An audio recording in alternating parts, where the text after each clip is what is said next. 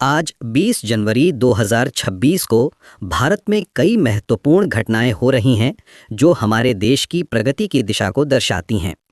केंद्रीय कृषि मंत्री से लेकर नौसेना के जहाज तक हर क्षेत्र में नई पहल और उपलब्धियां सामने आ रही हैं। आइए जानते हैं कि कैसे ये सभी घटनाएं मिलकर विकसित भारत के सपने को साकार करने में योगदान दे रही हैं। सबसे पहले बात करते हैं युवाओं की शक्ति की। केंद्रीय कृषि मंत्री ने 12 जनवरी को भारत मंडपम में विकसित भारत कृषि यंग लीडर्स 2026 के तहत एक वर्चुअल संवाद का आयोजन किया था। इस कार्यक्रम का मुख्य उद्देश्य था युवाओं को कृषि क्षेत्र में नवाचार के लिए प्रेरित करना। मंत्री जी ने कहा कि वर्चुअल संवाद के माध्यम से युवा कृषि लीडर्स को राष्ट्रीय स्तर पर नए विचार साझा करने और उन्हें लागू करने का एक नया अवसर प्राप्त होगा। उन्होंने इस बात पर जोर दिया कि युवा उनके लिए केवल विद्यार्थी नहीं हैं, बल्कि भारतीय कृषि के रूपांतरण हेतु उनकी प्रतिभा का उपयोग करने का ये एक बड़ा अवसर है। ये पहल दिखाती है कि कैसे सरकार नई पीढ़ी को देश की खाद्य सुरक्षा और पोषण सुरक्षा के लिए तैयार कर रही है। इसी तरह लखनऊ में 86वां अखिल भारतीय पीठासीन अधिकारी सम्मेलन चल रहा है, जो 21 जनवरी को समाप्त होगा। इस सम्मेलन में पारदर्शी, कुशल और नागरिक केंद्रित विधायी प्रक्रियाओं पर जोर दिया जा रहा है।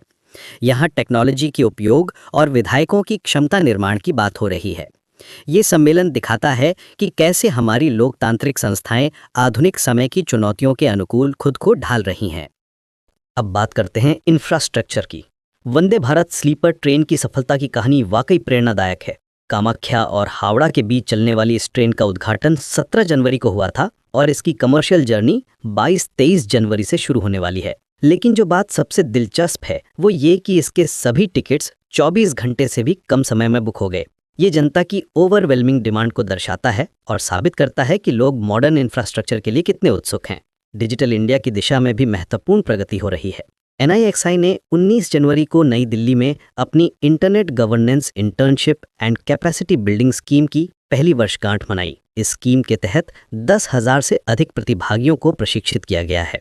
NIXI के अधिकारियों ने बताया कि जब उन्होंने इस पहल की अवधारणा तैयार की थी, तब इंटरनेट गवर्नेंस कई लोगों के लिए एक अपेक्षाकृत कम खोजा गया क्षेत्र था और इसका उद्देश्य जानकार स्वयंसेवकों एवं भारत के भविष्य के राजदूतों का एक मजबूत समूह तैयार करना था।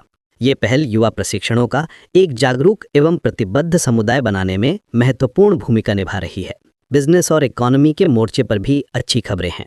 कंपटीशन कमीशन ऑफ इंडिया ने कई महत्वपूर्ण मर्जर्स और एक्विजिशंस को मंजूरी दी है। इनमें एमिरेट्स NBT बैंक का RBL बैंक में स्टेक और टाटा स्टील का त्रिवेणी पैलेट्स में एक्विजिशन शामिल है। ये अप्रूवल्स बैंकिंग, हेल्थ केयर और स्टील सेक्टर्स में नई गतिविधियों को बढ़ावा देंगे। सांस्कृतिक गौरव की बात करें तो राम जन्मभूमि का मामला एक बड़ी उपलब्धि है। उपराष्ट्रपति जी ने आर्कियोलॉजिकल एविडेंस का जिक्र करते हुए कहा कि ये न्यायिक फैसले को सपोर्ट करता है। सबसे गर्व की बात यह है कि मंदिर निर्माण के लिए देश भर में 3,000 करोड़ रुपए से अधिक की राशि जुटाई गई। 25 नवंबर 2025 को हुआ ध्वजारोहण समारोह एक ऐतिहासिक क्षण था। एनवायरनमेंट के मामले में भी सुधार दिख रहा है। CAQM ने दिल्ली NCR में GRAP स्टेज 4 की रिस्ट्रिक्शंस को रिवोक कर दिया है क्योंकि एयर क्वालिटी में सुधार हुआ है। AQI 18 जनवरी को 440 से घटकर 19 जनवरी को 378 हो गया। हालांकि स्टेज 1, 2 और 3 अभी भी लागू हैं। डैम सेफ्टी के मुद्दे पर भी चर्चा हो रही है। आज 11वीं national committee on dam safety की मीटिंग नई दिल्ली में हुई, जहां डैम सेफ्टी एक्ट 2021 के तहत पॉलिसी और ऑपरेशनल स्टैंडर्ड्स पर बात की गई। इंटरनेशनल कोऑपरेशन के मामले में भारतीय नौसेना का जहाज INS सुदर्शनी लोकायन 26 एक्सपेडिशन पर निकला है। ये 10 महीने की यात्रा है जो 13 देशों के 18 पोर्ट्स को कवर करेगी। लगभग 22,000 नॉटिकल माइल्स की ये यात्रा भारत की मैरीटाइम हेरिटेज को दर्शाती है और इंटरनेशनल फ्रेंडशिप को बढ़ावा देती है। नौसेना के अधिकारियों ने कहा कि ये यात्रा महासागरों और सीमाओं से परे है, जो दुनिया भर में दोस्ती के सेतु बनाती है। स्पोर्ट्स के क्षेत्र में भी नई शुरुआत हो रही है। कारगिल विंटर गेम्स 2026 में फिगर स्केटिंग को शामिल किया गया है। लद्दाख को हाल ही में अपनी पहली खेल नीति प्राप्त हुई है, जो स्कूली स्तर पर प्रतिभाओं की पहचान, महिलाओं एवं दिव्यांग खिलाड़ियों के लिए समावेशी खेल पारिस्थितिकी तंत्र का निर्माण और उत्कृष्ट खिलाड़ियों के लिए सरकारी नौकरियों में 4% आरक्षण जैसे कई महत्वपूर्ण प्रावधान करती है। इनलैंड वाटरवेज के विकास में भी तेजी आई है। 23 जनवरी को कोची में तीसरी इनलैंड वाटरवेज डेवलपमेंट काउंसिल की मीटिंग होने वाली है। ये बताना दिलचस्प है कि नेशनल वाटरवेज पर फ्रेट 2013-14 में 18 मिलियन टन से बढ़कर 2024-25 में 145.84 मिलियन टन हो गया है। नॉर्थ ईस्ट IWT के लिए 2025 से 30 तक 5,000 करोड़ रुपए का इन्वेस्टमेंट प्लान है। प्रधानमंत्री श्री नरेंद्र मोदी के दूरदर्शी नेतृत्व में अंतर्देशीय जलमार्ग परिषद एक सच्चा सहयोगात्मक राष्ट्रीय मंच बन गया है।